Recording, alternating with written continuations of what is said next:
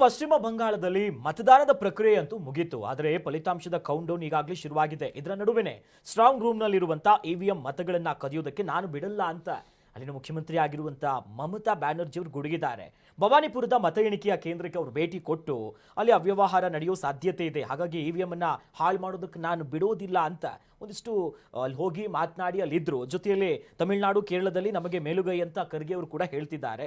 ನೋಡಿ, ಆ ಇವಿಎಂಗೆ ಸಂಬಂಧಪಟ್ಟಂತೆ ಮಮತಾ ಬ್ಯಾನರ್ಜಿ ಅವರು ಮಾತನಾಡಿದ್ದಾರೆ, ನೋಡ್ಕೊಂಬರೋಣ. हमने इधर हम इसी पे आए हुए इसी के लिए ये हमारा काउंटिंग हमारा जो ईवीएम मशीन है इधर में स्टोर रूम है। तो आप लोगों को जानकारी है कि नेताजी इंडोर में सीसीटीवी पे हम पाया गया और बहुत सारे जगह में कि उधर में मैनिपुलेशन हो रहा है और बाहर का आदमी आके वो खुल रहा है, देख रहा है, पोस्टल बैलेट को इधर उधर कर रहा है। वो देखने के बाद मैंने जब सीसीटीवी देखा टीवी में, तो मैंने सोचा मैं भी थोड़ा देख के आऊँ। तो पहले तो सेंट्रल फोर्सेस मेरे को एंटर ही करने नहीं देते थे। 3 ಗಂಟೆಗೂ ಹೆಚ್ಚು ಕಾಲ ಅಲ್ಲೇ ಇದ್ದು ಹೋಗಿ ಒಂದಿಷ್ಟು ಪರಿಶೀಲನೆ ಮಾಡಿದ್ದಾರೆ. ಹೋರಾಟದಿಂದನೇ ಬಂದಿರುವಂಥ ಮಹಿಳೆ ಕೊನೆಗಾಲದ ಈಗ ಈ ಸಮೀಕ್ಷೆಗಳು ಹೇಳ್ತಿರೋ ಪ್ರಕಾರ ಬಿಜೆಪಿ ಅಲ್ಲೇನೋ ಒಂದಷ್ಟು ಬೇರೆ ರೀತಿ ಫಲಿತಾಂಶ ಕಾಣುತ್ತೆ, ಬಿಜೆಪಿ ಅಧಿಕಾರಕ್ಕೆ ಬರುತ್ತೆ ಅನ್ನುವಂಥ ಹತಾಶೆನೂ ಇದ್ರೂ ಇರ್ಬೋದು, ಅಥವಾ ಹೋರಾಟದಿಂದನೇ ಬಂದಿದ್ದೀನಿ, ಹೋರಾಟ ನಡೆಸ್ಕೊಂಡೇ ನಾನು ಮತ್ತೆ ಅಧಿಕಾರಕ್ಕೆ ಬರ್ತೀನಿ, ಕೊನೆ ಗಳಿಗೆವರೆಗೂ ನಾನು ಹೋರಾಟದಲ್ಲೇ ಇದ್ದೆ ಅಂತ ತೋರಿಸ್ಕೊಳ್ಳೋಕೆ ಏನಾದರೂ ಬಂದರು, ಅಥವಾ ನಿಜಕ್ಕೂ ಆಕೆಗೆ ಏನಾದರೂ ಅನುಮಾನಗಳಿದ್ದು ಅಲ್ಲೇನಾದ್ರು ನಿಂತ್ಕೊಂಡಿದ್ರೆ ಗೊತ್ತಿಲ್ಲ.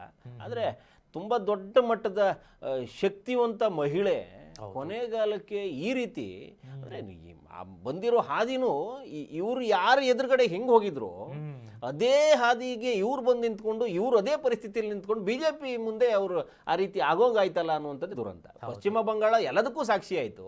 ಕಮ್ಯುನಿಸ್ಟರ ವಿರುದ್ಧವಾಗಿ ಈಕೆ ಯಾವ ರೀತಿ ಬಂದಿದ್ರು, ಅವ್ರನ್ನ ಯಾವ ರೀತಿ ಅಲ್ಲಗಳೆದು ಬಂದು ನಿಂತ್ಕೊಂಡು ಅವ್ರ ಮೇಲೆ ಪ್ರಹಾರ ಮಾಡ್ತಾ ಹೆಂಗೆ ಹೋರಾಟದ ಹಾದಿಯಲ್ಲಿ ಬಂದು ಕಷ್ಟದ ಇದರಲ್ಲಿ ಬಂದಿದ್ರು, ಇವತ್ತು ಅವ್ರ ಪರಿಸ್ಥಿತಿ ಹೆಂಗಾಗಿದೆ ಅಂತಂದರೆ ಈ ಕೇಂದ್ರದವರಿಂದ ನನಗೆ ಸಹಿಸೋಕ್ಕಾಗ್ತಾ ಇಲ್ಲ ಅನ್ನುವಂಥ ನಿಟ್ಟಲ್ಲಿ ಹೋರಾಟಕ್ಕೆ, ಅಂದರೆ ಇವತ್ತು ಒಂದು ಮತಗಟ್ಟೆ ಕಾಯ್ಕೊಂಡು ಹಾಲಿ ಸಿ ಎಂ ನಿಂತ್ಕೊಳ್ಳುವಂಥದ್ದು ಏನಿತ್ತು, ಈ ನಿಟ್ಟಲ್ಲಿ ಅವರು ಹೋರಾಟಗಳು ನಡೆಸ್ತಾ ಇದ್ದಾರೆ. ಮೊನ್ನೆ ಬರೀ ಗಲಾಟೆಗಳು ಇವೆಲ್ಲ ಅಂದರೆ ಬೇರೆ ಕಡೆ ಹೋಲಿಸ್ಕೊಂಡ್ರೆ ಈ ರೀತಿ 2.5 ಲಕ್ಷಕ್ಕೂ ಹೆಚ್ಚು ಜನ ಮಿಲಿಟರಿ ಫೋರ್ಸ್ ಹೋಗಿರುವಂಥದ್ದು ಅಲ್ಲಿಗೆ.